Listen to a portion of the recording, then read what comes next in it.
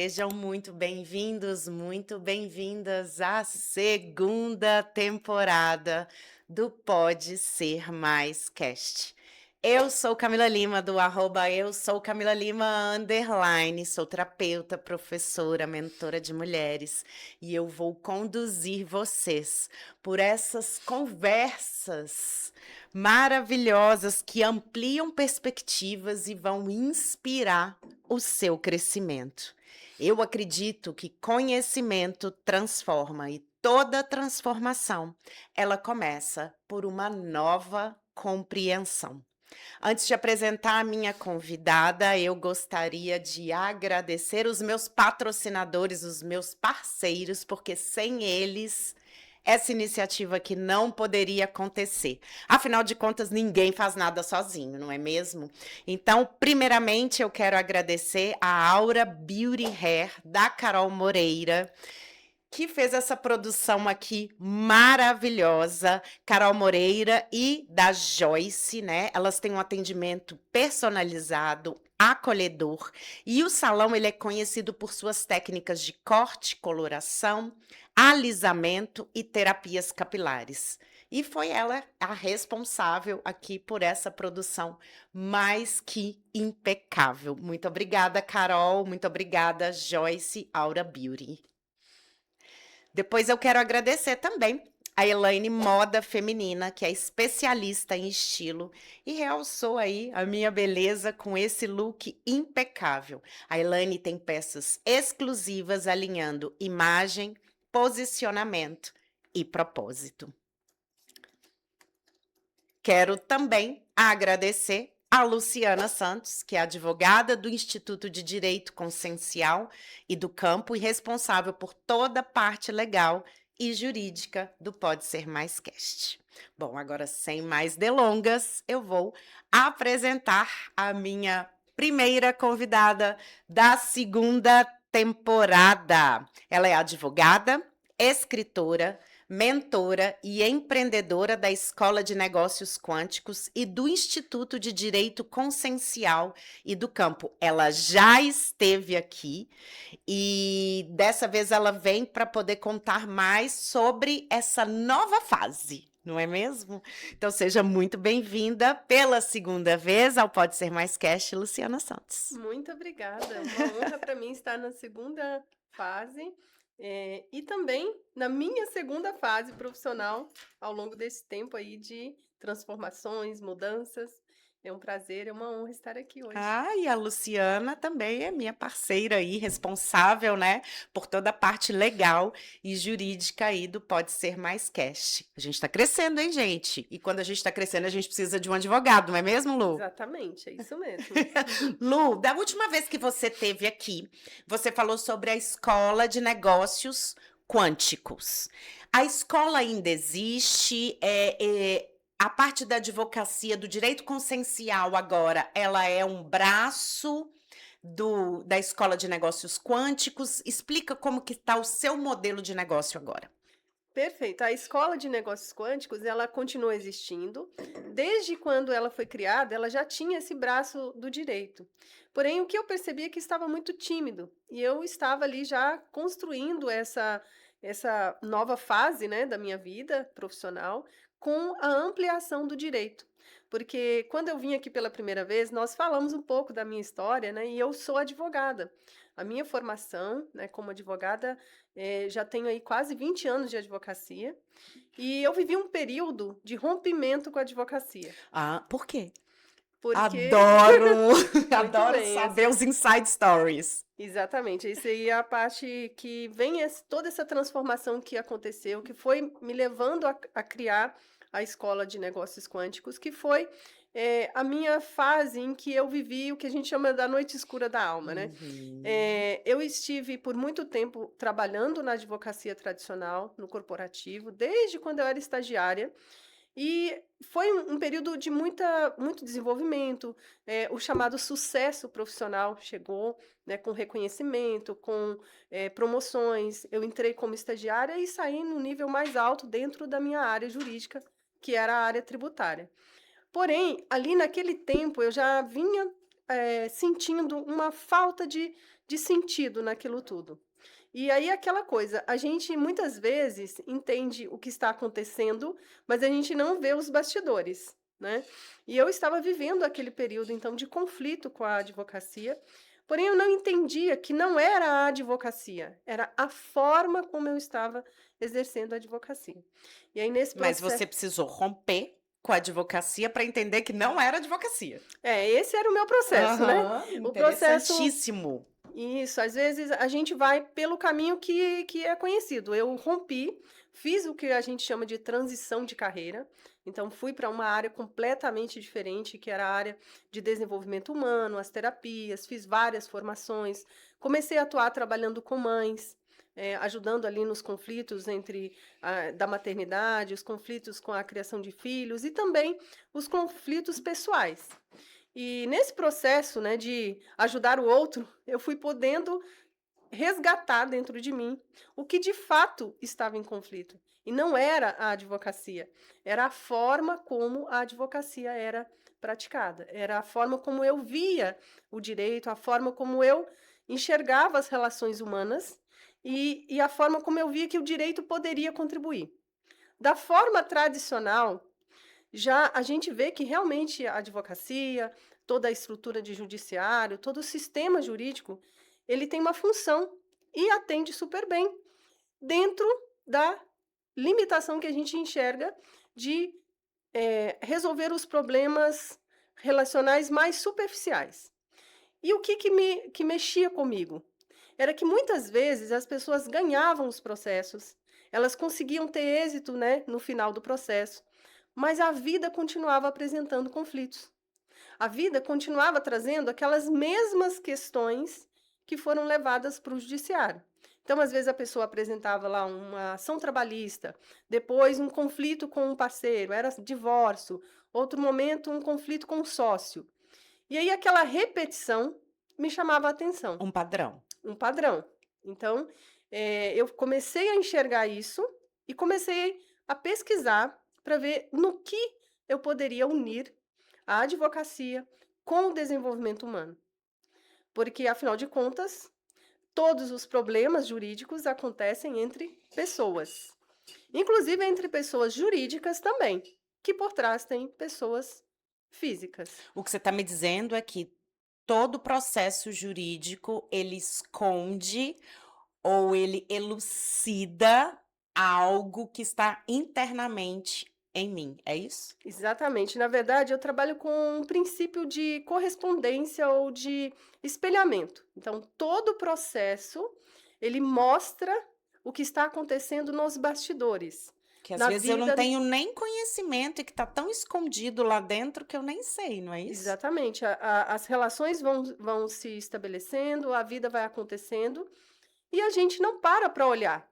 Como que chegou num rompimento, por exemplo, de um contrato, como que chegou num endividamento, como que chegou numa separação, como que chegou numa ação trabalhista.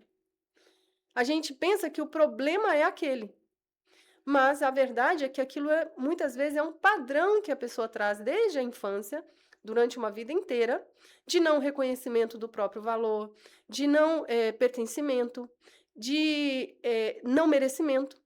E aí aquilo gera o quê? Gera problemas na vida dela. E aí ela enxerga os problemas e leva para um advogado. O advogado vai aplicar a lei, que é o que nós somos ensinados na faculdade. Aplicar a lei aos casos concretos.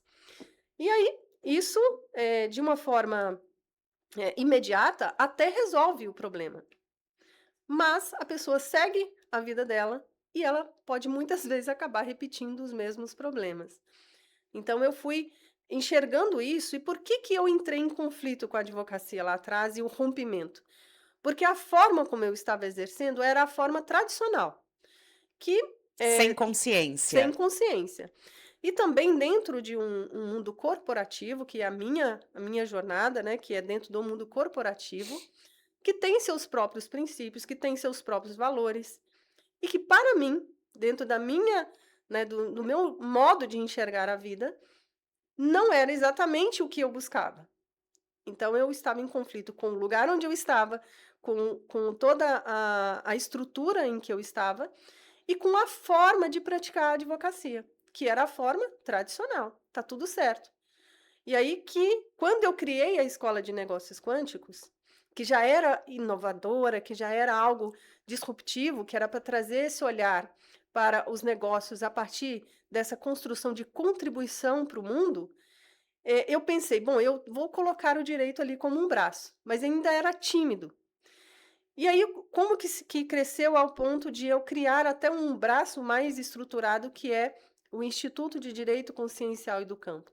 Foi quando eu percebi que, na verdade, a minha maior contribuição para o mundo, já que eu estava ali falando sobre negócios que contribuem para o mundo, era eu ampliar a minha atuação no direito. Tem várias formas de eu contribuir com o mundo, inclusive fazendo coisas simples. Mas eu me capacitei, eu estudei 5 anos, eu dei aula na faculdade de direito, eu trabalhei por muitos anos. Então eu tenho algo que é importante para o mundo. E mais do que isso, eu tenho algo que, além da visão tradicional, eu uni consciência. Então eu estava deixando tímida uma área do meu negócio que, em verdade, era a minha maior contribuição. Então foi quando eu, né, fiz as Fez pazes as com o direito pazes. e decidi ampliar esse braço. Então a escola continua, então a gente apoia empreendedores na construção de negócios, né, que eu falo que negócios da alma, do coração, e que de fato tem impacto no mundo, não é só o negócio que gera lucro, é o negócio que gera impacto. E também agora o braço, né, mais forte, que é a minha maior contribuição, que é a área do direito, que é o Instituto de Direito Consciencial e do Campo.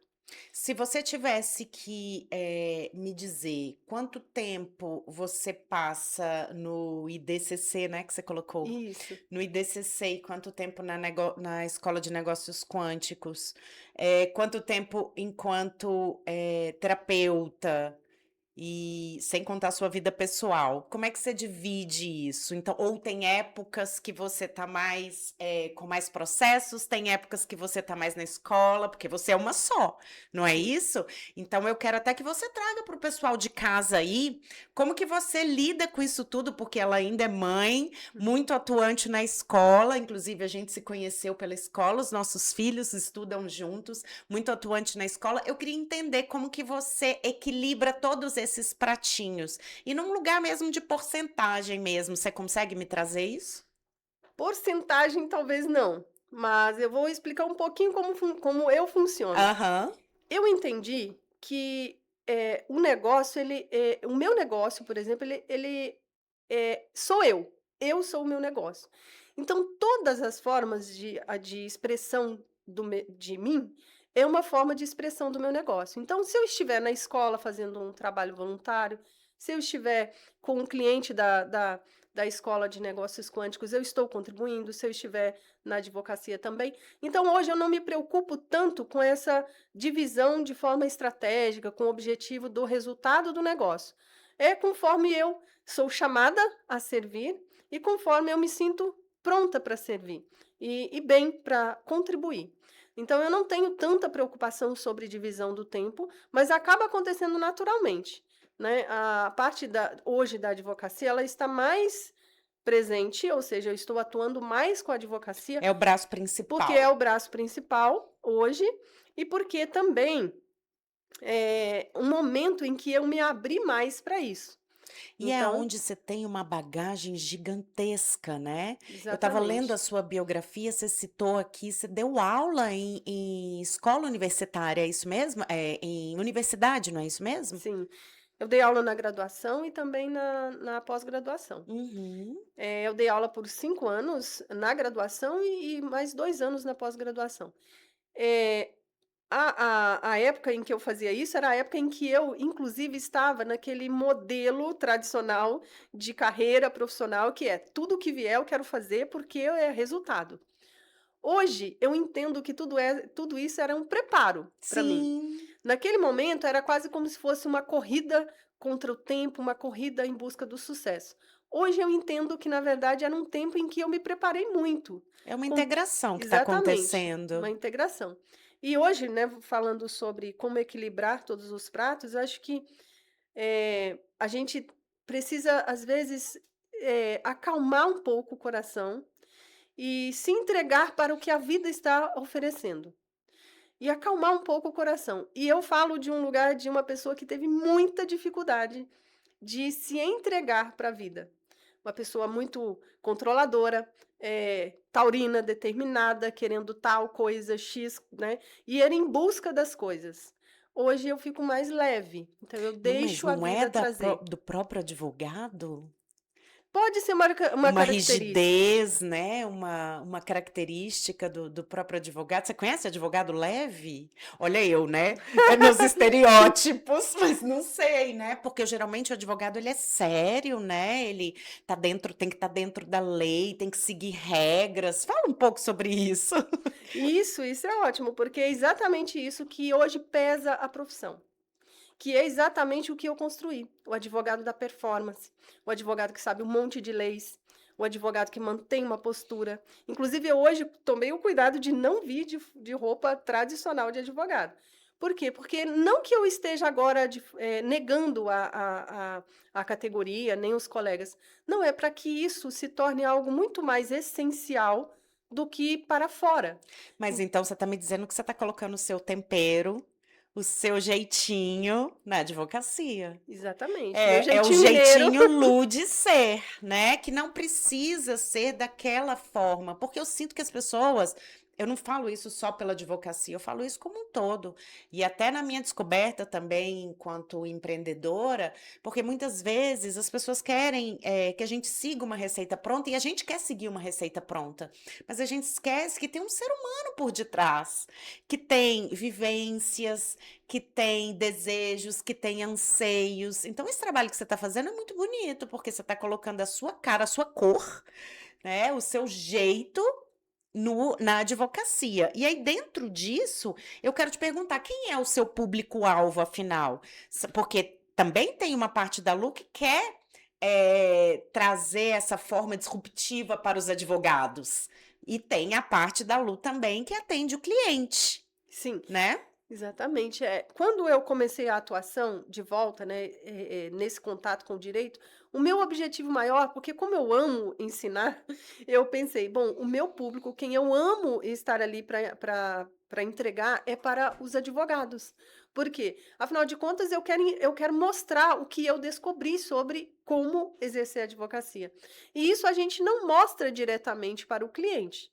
Porque o cliente não quer saber exatamente como que você faz, ele quer, né, que você Resultado. resolva o problema. Então, em princípio, eu pensei, eu quero falar ou estar com advogados para transmitir isso. Coisa bem minha mesmo, de professora que ama. Porém, eu não excluí dessa possibilidade de atender as pessoas que trazem os seus problemas jurídicos, ou seja, de atuar mesmo como advogado. Por quê? Primeiro, porque isso me dá a possibilidade de experimentar e ver na prática como que é isso. E segundo, porque eu não quero excluir, né, possibilidades de entrega, né. Eu sei que às vezes a gente precisa focar, mas neste momento da minha vida e do meu negócio, era muito mais para expandir e não exatamente focar. Então hoje eu atendo os 2 públicos. Mas, aquilo que mais faz o meu coração vibrar é realmente poder transmitir conhecimento que eu adquiri, que amo estudar. E aí quem mais, se encaixa nisso é o advogado. Então hoje eu tenho esse olhar, eu quero transmitir esse aprendizado que eu tive, né, que foi a duras penas pelo meu processo pessoal, mas que não precisa ser assim, né. Por isso a ideia de criar um instituto de direito.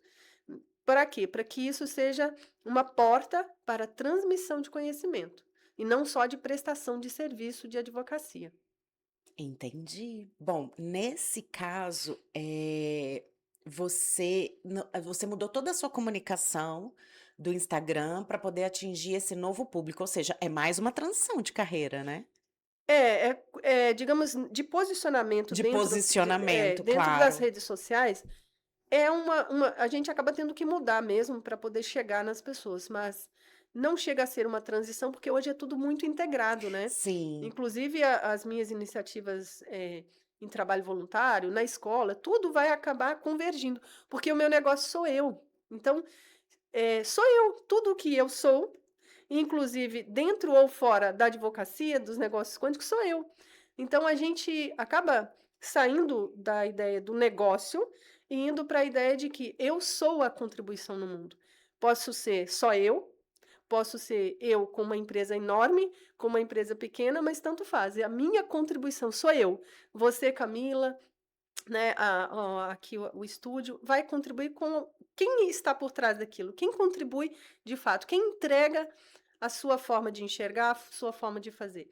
Então, hoje, eu enxergo assim, eu sou o negócio, né? Então, lá no Instagram, por exemplo, a comunicação hoje ela está mais voltada para os advogados, mas não é esse só o meu negócio, né? É um todo. Uhum. E a escola de negócios quânticos?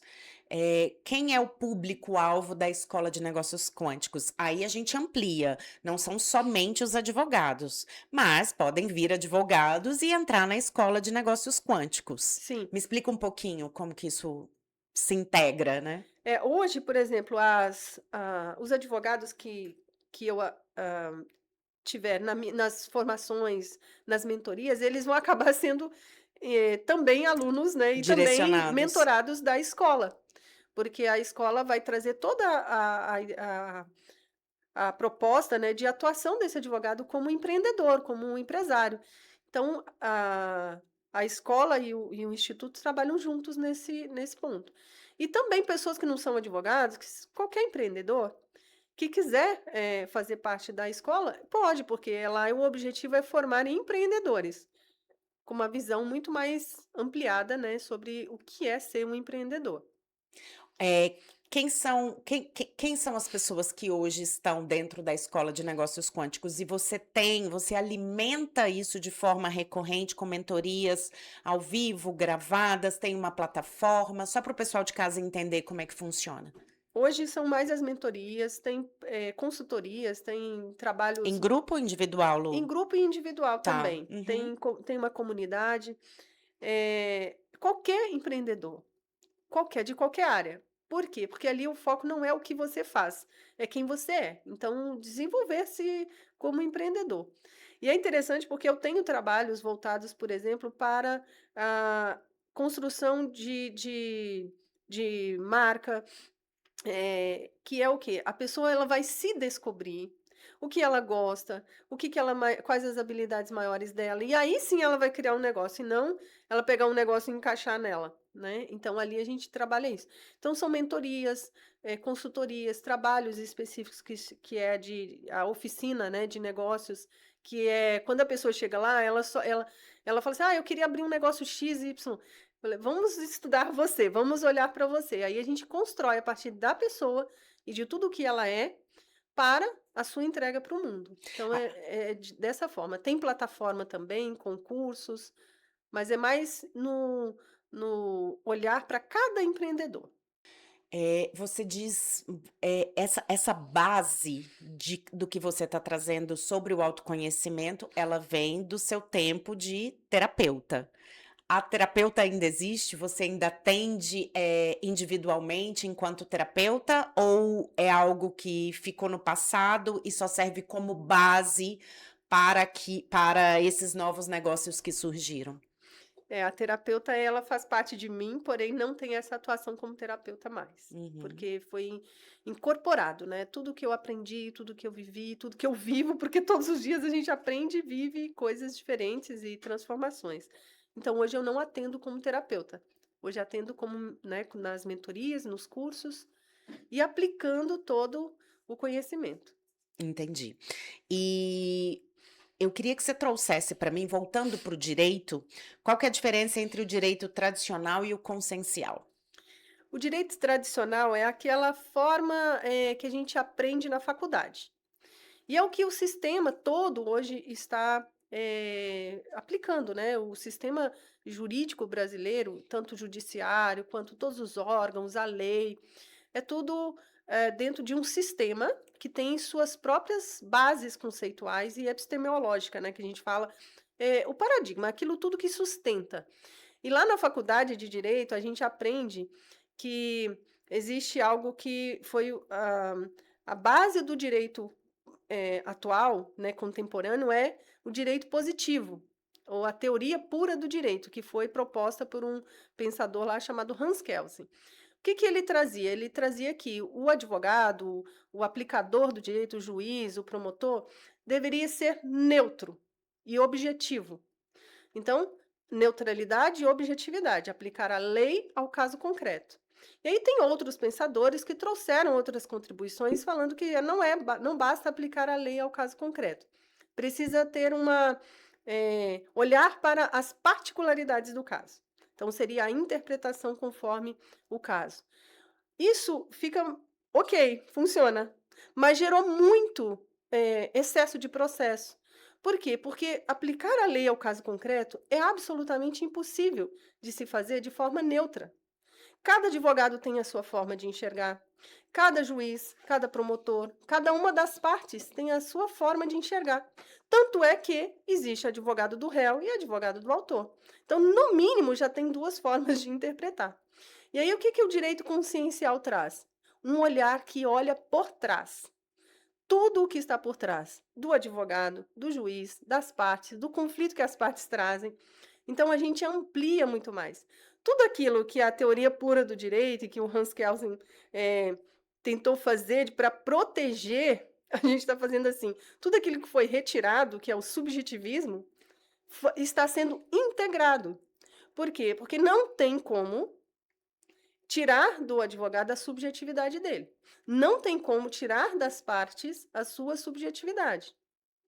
E não tem como tirar de ninguém que aplica o direito a sua subjetividade. E aí, se a gente não olha isso com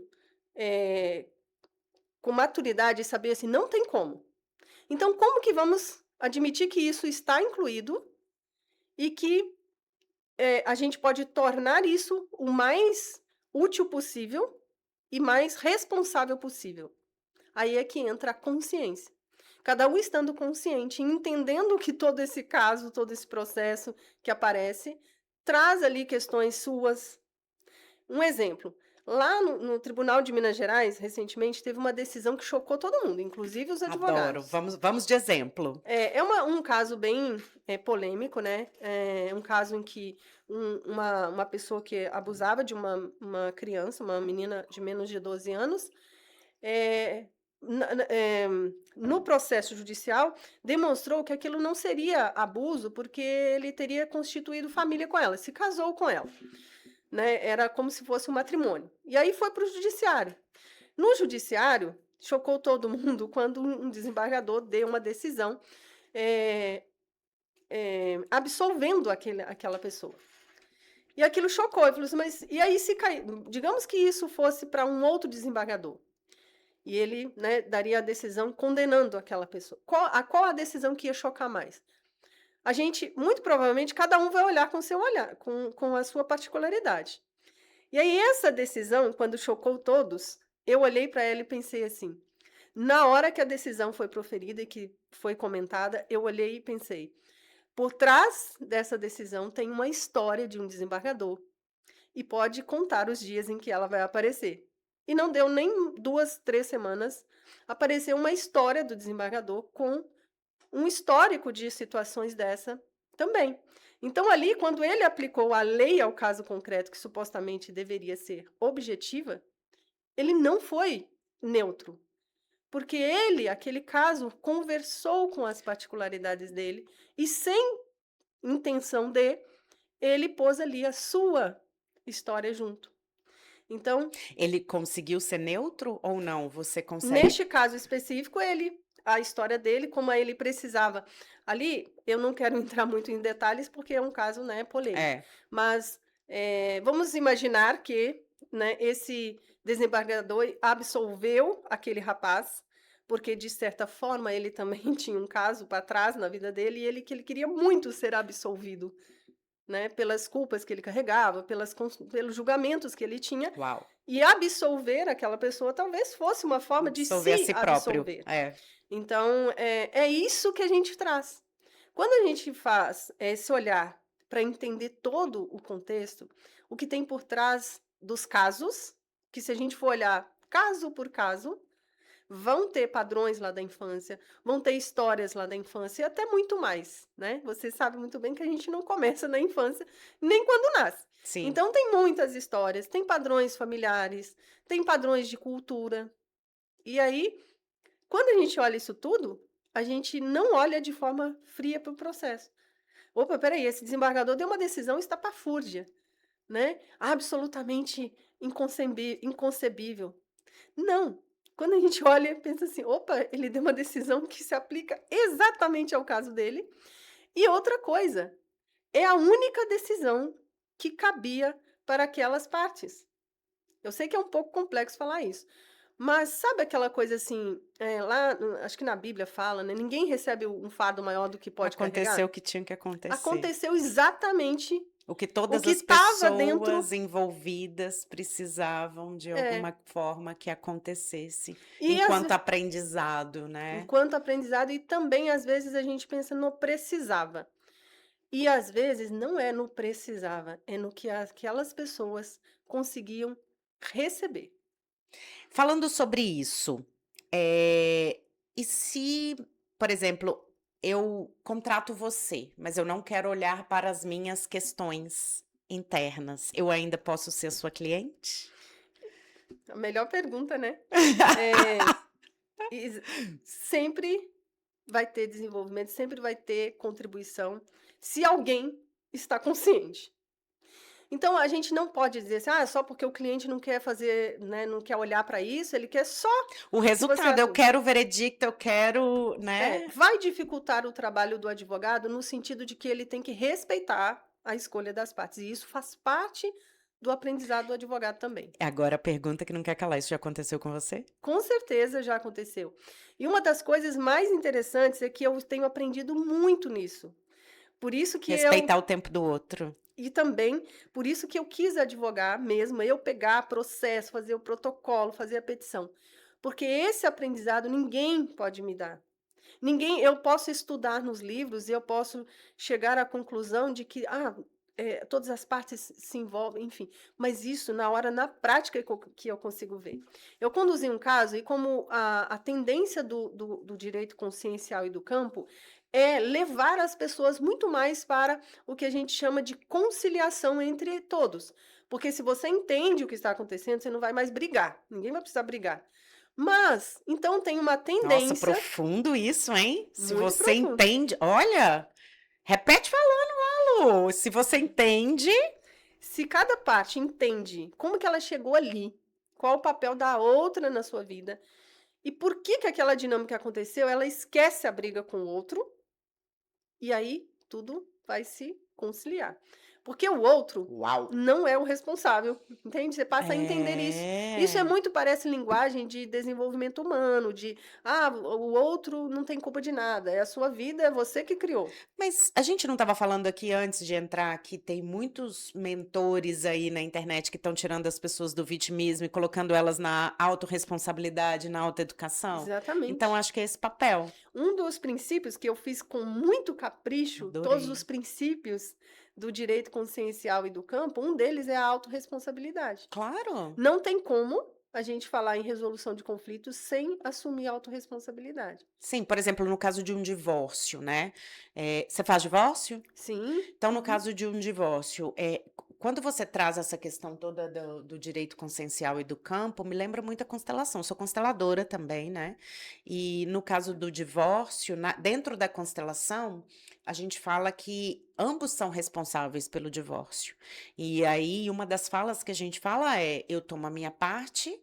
Eu assumo a minha parte, eu trago essa parte para mim e eu deixo a sua parte com você. Então, cada um agora segue o seu caminho lidando com autorresponsabilidade com aquilo que aconteceu, com a dissolução daquele casamento.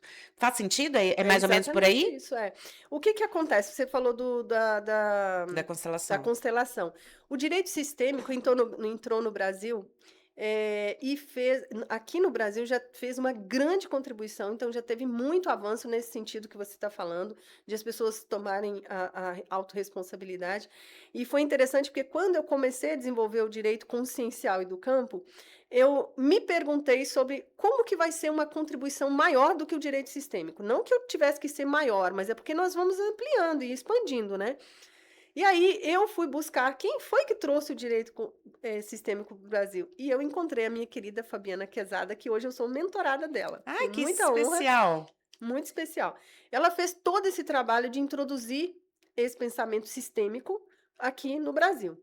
E já foi uma grande contribuição, porém tem muita resistência, obviamente, porque ninguém quer assumir a autorresponsabilidade, né?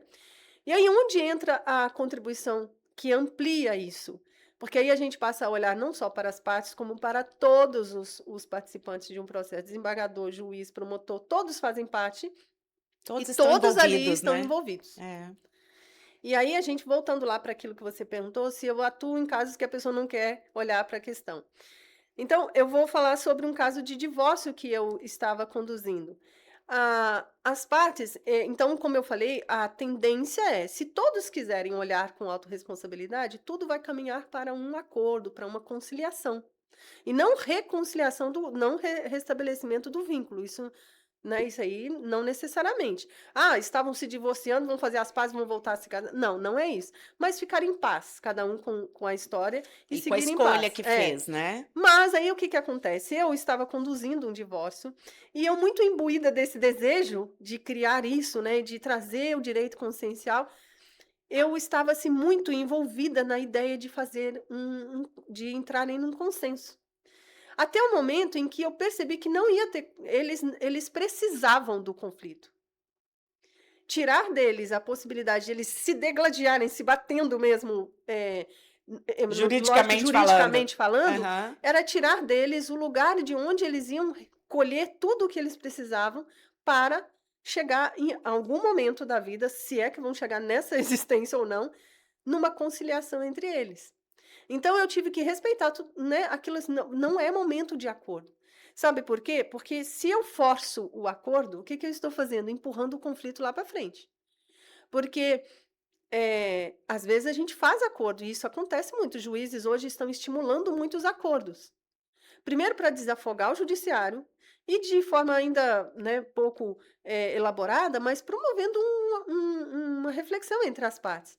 Porém, se a gente empurra né, o acordo, o que que vai acontecer?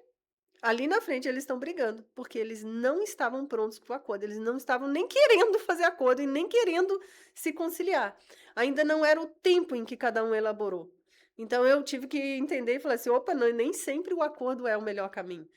E tirar das partes o direito de elas se degladiarem lá, se batendo juridicamente, é tirar a oportunidade delas de elas poderem fazer o seu caminho evolutivo. Porque uma pessoa, é aquilo que a gente já sabe, ou vai pela dor ou vai pelo amor. Poderia ser pelo amor, todo mundo sentar e fazer assim, não, eu vou realmente olhar para isso. Peraí, como é que eu cheguei aqui? Esse outro que eu estou apontando o dedo não tem nada a ver. Mas às vezes a pessoa não está nesse momento. Ela quer brigar mesmo, apontar o dedo, até a hora que a vida vai dar um jeito de fazer com que ela olhe. Né? A gente estava falando sobre. Talvez não por você. Talvez Talvez não lá na por mim, frente. talvez não agora, talvez não nessa vida, talvez não nesse século, talvez não nessa década da vida dela. E aí entra a maior contribuição, Camila, que é todo o conhecimento que eu fui adquirindo, desde, por exemplo, na antroposofia que eu entendi sobre os setênios. Então, se um casal está se divorciando e ele está no setênio, em que é aquele setênio da desconstrução, e o setênio em que é natural uma desconstrução, é mais favorável que eles sigam o movimento da desconstrução juntos, da desconstrução das suas crenças, dos seus padrões. Mas e se a gente pegar um casal que está se divorciando e que está lá atrás, que está num momento diferente, não está aberto para isso? Não adianta forçar, ele não vai entrar nesse processo todo profundo.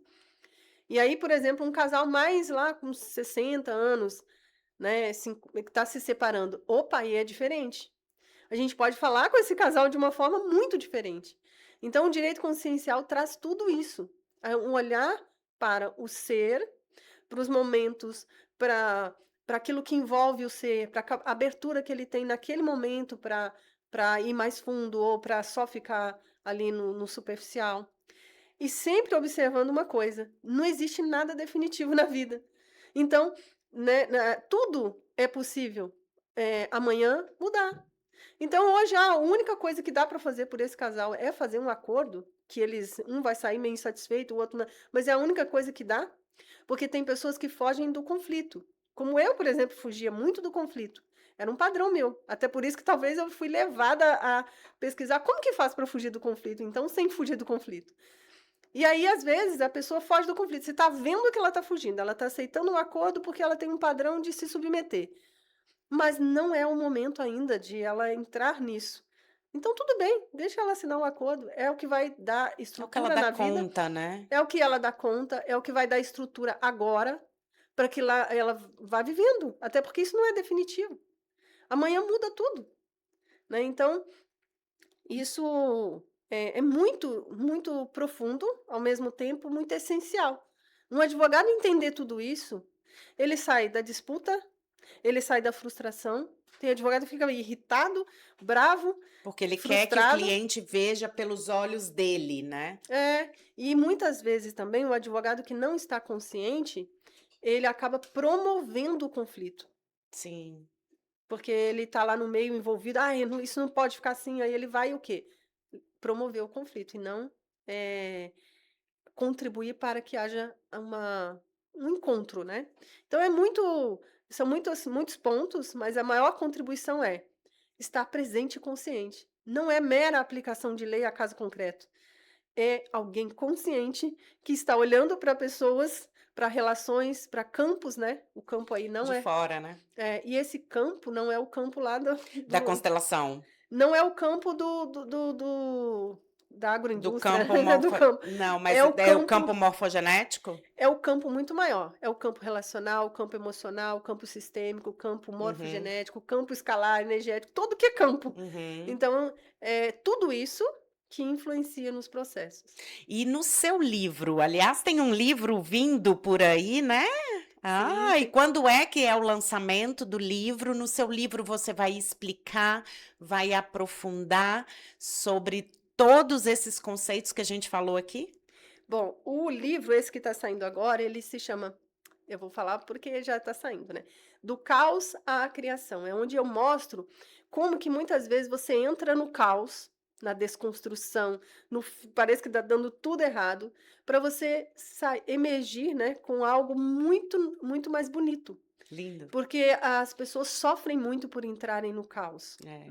Eu também sofri. Elas têm dificuldade de desapegar, né? Eu também sofri. Imagina uma taurina com facilidade de desapegar. Isso não existe, Então, né? você falou, me veio a carta do tarô da torre, né? É a desconstrução, é um raio divino que vem para desconstruir todos os castelinhos de ilusão, mas o que fica é o que tem que ficar, Exatamente. né? Esse livro, então, eu falo sobre isso, sobre como que foi essa desconstrução minha, né? Que começou lá com a advogada de sucesso, até Você chegar. está contando a sua história. É a minha história ali, mas de forma mais técnica. Mostrando, por exemplo, o que que é a noite escura da alma, os estágios da transformação do Jung, né? Que ele fala dos 4 estágios. Nossa, Então que é específico. técnico, também é uma história, né? Que conta.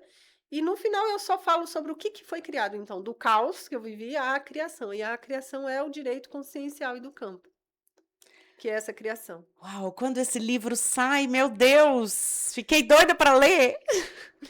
Esse livro sai agora, ele está sendo lançado. Aí era para ter saído já, É mas digital ou vai ser ele vai ser das impresso? 2 formas, vai ter o livro Uhum. físico e o livro digital. Vai ter um lançamento desse livro? Estamos organizando isso, porque Uau! aqui Já tem entra data, não? não, ainda não tem data, mas Uhum. talvez quando na Aquelas próxima assim, né, você convidada? vai ser convidada, pode deixar que você vai ser convidada. E o livro tá lindo, Ai, que muito lindo, especial, Lu, fiquei muito e feliz por você. tá muito lindo o livro e também, eu vivi o meu próprio processo de parir esse livro, né. Então é um filho mesmo, e é algo que é muito genuíno, né. Quando eu Tenho pegar esse livro certeza, com nas muita mãos, com consciência, muita né? consciência, e quando eu pegar esse livro nas mãos, eu sei que é porque nasceu. algo de mim. E como eu sou taurina, eu falo muito disso, né, de ser taurino, porque é muito difícil para um taurino desapegar das coisas, é muito controle, né. Então esse livro, olha, ele já talvez ele já estivesse nas mãos de alguém que fosse mais leve, né, mais solto.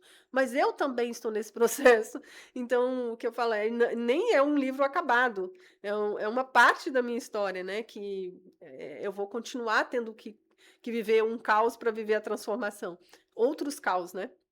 Então, é um aprendizado para mim, desapegar da da perfeição, desapegar da tá certo, não tá certo", Das leis. das leis, e entregar. Que delícia, Lu. Eu fiquei muito feliz de te receber. A gente está chegando perto do fim, mas antes eu queria que você olhasse para aquela câmera ali e dissesse como as pessoas podem te encontrar. Bom, então hoje eu tenho nas redes sociais eu estou apenas no Instagram. Eu vou criar o canal do YouTube da escola e do instituto, mas por enquanto é só pelo Instagram. E sempre ali com um olhar voltado para as pessoas, né. Ora para o empreendedor, ora para o advogado, ora para o cliente. Então o meu Instagram é @luciana.santosoficial e tem do instituto também, @instituto DCC oficial. Muito bem, estou muito feliz de te receber. Muito obrigada. Uma nova fase, uma fase com bastante consciência, né? E uma fase que a gente segue junto, né? Muito obrigada por aceitar o convite. Parabéns, parabéns por tamanha integração. Realmente eu vejo aqui um desenvolvimento gigantesco que aconteceu desde a última vez que você esteve aqui, com a gente, né? Porque antes. Eu não estava só, mas parabéns e leva a sua mensagem para o mundo. Conte comigo, Obrigada. viu? Obrigada. Obrigada e parabéns pelo seu empenho, pela sua entrega. Você Obrigada. também é linda e contribui para o mundo de forma muito especial. Muito obrigada, gratidão.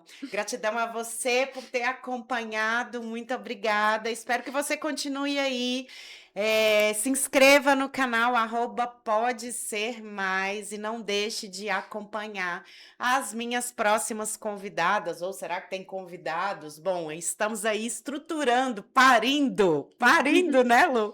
Um novo Pode Ser Mais Cast, dessa vez com conversas profundas, com conversas que realmente vão levar você para um novo nível de consciência. Muito obrigada, eu sou Camila Lima, do @eu sou Camila Lima _ não deixe de me seguir também no Instagram. Beijo, tchau, tchau.